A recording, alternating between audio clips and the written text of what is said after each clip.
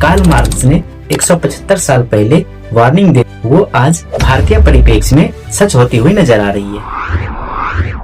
हाल ही में एक report publish होती है जिसको मैंने पढ़ा तो काफी दंग रह गया, शायद आप भी दंग रह जाएं। जर्मनी के एक महान पॉलिटिकल थिंकर और फिलोसोफर कार्ल मार्क्स ने 175 साल पहले वार्निंग दी, वो आज भारतीय परिप्रेक्ष्य में सच होती हुई नजर आ रही है। कार्ल मार्क्स ने कहा था कि सोसाइटी केवल दो भागों में बढ़ जाएगा, एक वो वर्ग जिसके पास सब कुछ होगा और एक वो वर्ग जिसके पास कुछ भी नहीं होगा। उनका कहना था मिडिल क्लास नाम का कोई क्लास नहीं होता है, लेकिन दुनिया ने कार्ल मार्क्स की इस थियरी को गलत प्रूव किया।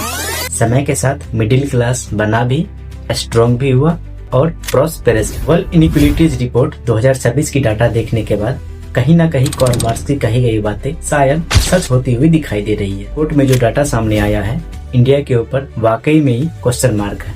पहला, इनकम इनइक्वालिटीज। इंडिया के टोटल इनकम में से 58% इनकम टॉप 10% लोगों के पास है। अगर सिंपल शब्दों में कहें तो अगर इंडिया 100 रुपया कमाता है तो उनमें से 58 रुपया टॉप 10 लोगों के पास जाती है। इससे भी मजेदार बात यह है कि नीचे से 50% लोग यानी आधी आबादी को सिर्फ 15 रुपया जाता है। दूसरा, वेल्थ इनइक्वालिटीज।